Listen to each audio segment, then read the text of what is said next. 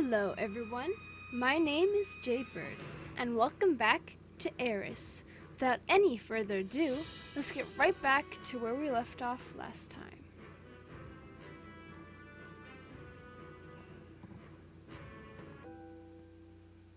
If not for Ever's reminder, I probably would have forgotten how this whole topic came up in the first place. I'm almost surprised at how well Ever managed to distract me and keep the negative thoughts in my head at bay. Still, at the mention of why we were talking about revival and immortality in the first place, my worries come rushing back. Ever notices the way my smile fades, and she presses her lips together, looking somewhat exasperated. Come on, you're such a worrywart. Don't worry about Lyle. I'm certain they are fine. Look, they're going to turn up in a few days without so much as a scratch, and then I'll get to say, I told you so. I hope so. Rolling her eyes at my muted response, Ever pushes my drink closer to me. Focus on the positives. We're going to get medals.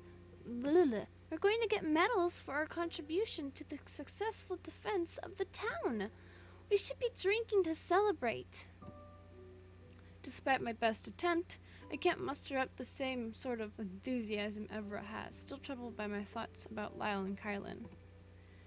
No, I was actually planning to go look for Lyle again after this. It'd probably hinder my mission if I'm drunk, so I really should get going.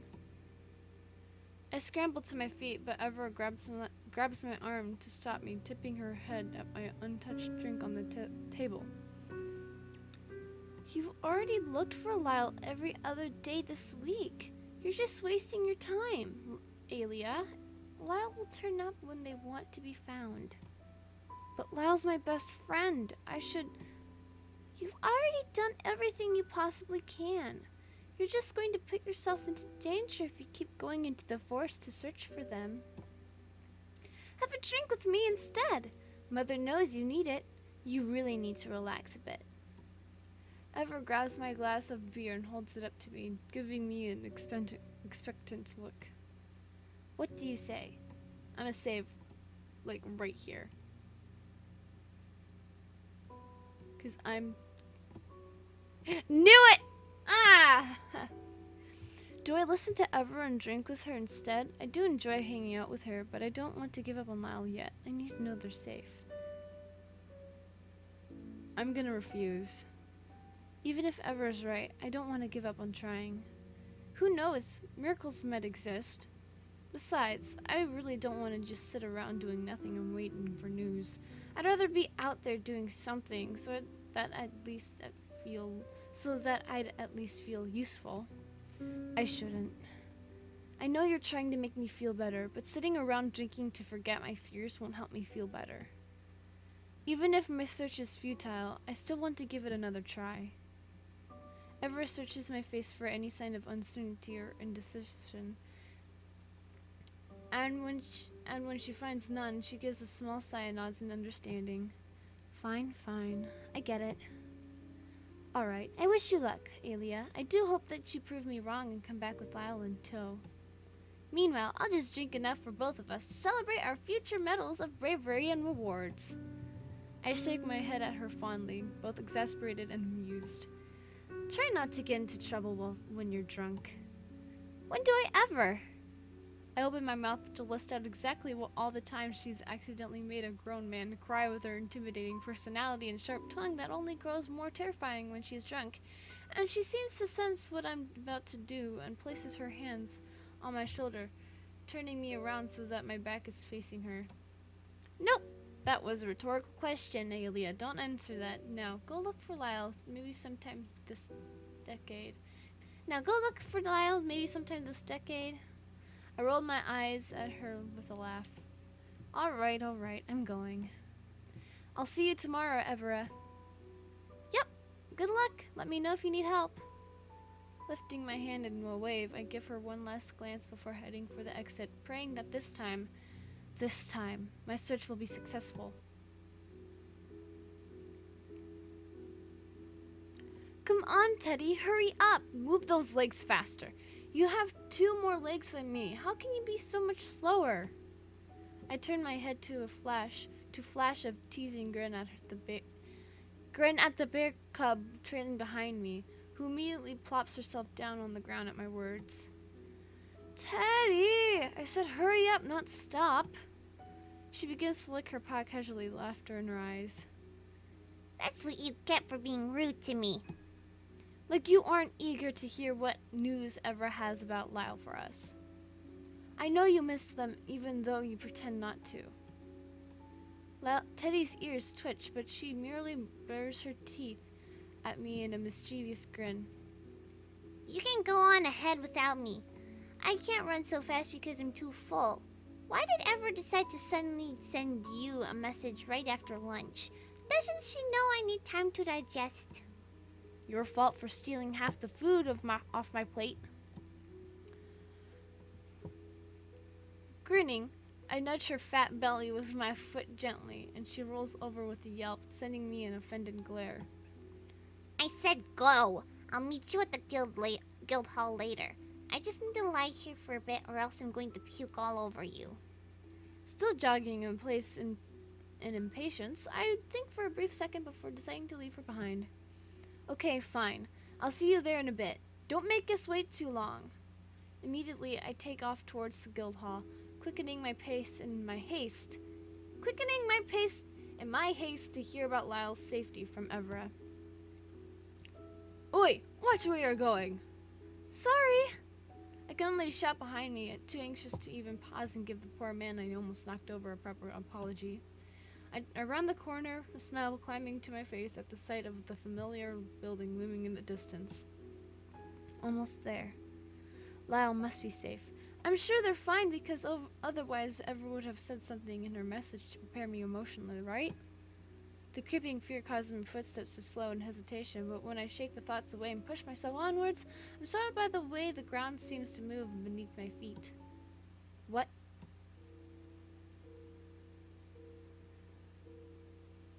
A glance around me tells me that I'm apparently the only one experiencing the strangeness, and I quickly realize that only my world is spinning around me.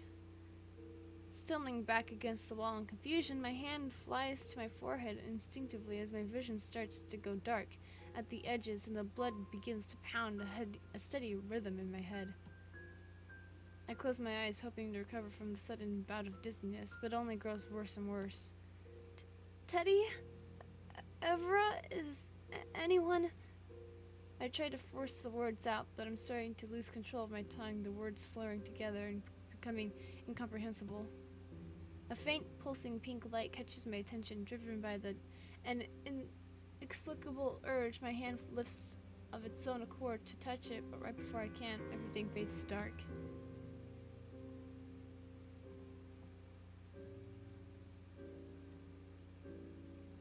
Okay. When I come to, I find myself lying on the ground, squinting up at the drifting clouds in the sky. Where am I? What is happening? My entire mind is filled with white noise, and I can hardly piece together a coherent thought. Letting a low, pained groan at the hammer whacking away at my skull, I try to move in my arm, but I regret it instantly when it merely worsens the pain in my head. No, don't move yet. Close your eyes and wait for it to pass. The soft, melodic, and undeniably feminine voice is familiar, but I can't seem to place a finger on it. I can't name the owner of the voice, even though I have this sinking feeling that I should be able to. Panic slowly grows inside me, and my breathing quickens. As though sensing what's wrong, she shushes me in a soothing voice, and I can feel a warm pressure on my hand. It's fine. You're safe. You're just disoriented right now. It'll pass. It's fine. You're safe. Everything is fine. The fear inside me abates slightly at the reassurance, and slowly some of this disorientation fades. Blinking through the pain in my head, I struggle to sit up. A gentle arm wraps around my back, easing me upwards and helping me lean against the tree trunk for support. A second later, the worried face of a girl with dark strawberry blonde hair pops into view, her lips pursed in concern. There we go. Are you feeling better? Her name pops back into my head with such clarity that I'm surprised I could even have forgotten it in the first place. Evra. Giving my head a small shake, the fog finally begins to lift from my mind. Sorry, I don't know what was wrong with me just now. What happened? Where are we? I don't know. I was just about to ask you the same thing. You don't remember what happened? I hesitate for a second before shaking my head. The last thing I remember is heading to the guild hall after I got your message about... My voice trails off into a gasp and I grab Evra's arm, causing her to wince. Lyle, you said you had news about them. Are they alright? First, stop crushing my arm, and I'll tell you what you want to know. Giving her a fuck me. I can't say that word. A sheepish smile. I relax my hold on her arm and she grins. So like you to be concerned about Lyle rather than yourself, even now. They are fine. Turns out that they had an urgent mission from the king to set out to nearby villages to make sure there have been no attacks on them, so they couldn't leave a message before setting out. They just returned to the city this morning. I ran to Lyle when they were heading home to crash and sleep, but I dragged them to the guild hall to meet you first because I know how worried you've been about them. Relief rushes through me, the breath escaping me in a loud exhale. That was fine. Thank the mother. Where are they now? I should go find them so I can hit them with my sword for scaring the life out of me with that sudden disappearance. I'm not sure. They were waiting with me in the guild hall, but when Teddy showed up without you saying that you should have been here ahead of her, we all split up to look for you. I haven't had time to send them a message yet. You were starting to stir when I found you, so I didn't want to leave in case you woke up. Evra's eyebrows furrow, her lips downturned with a surprising kind of solemnness compared to her usual exuberance. Aelia, do you know what happened? At a repeated question, I cast my gaze downwards, unwilling to lie to her, but unable to voice the fears and worries plaguing me. It must have been another blackout. Damn it. Well, guys, that's gonna be it for this episode of AIRIS. If you like this episode of AIRIS, leave a like down below, leave a comment down below, share it with your friends, subscribe if you haven't, ring the notification bell, and remember, die safely. Bye-bye!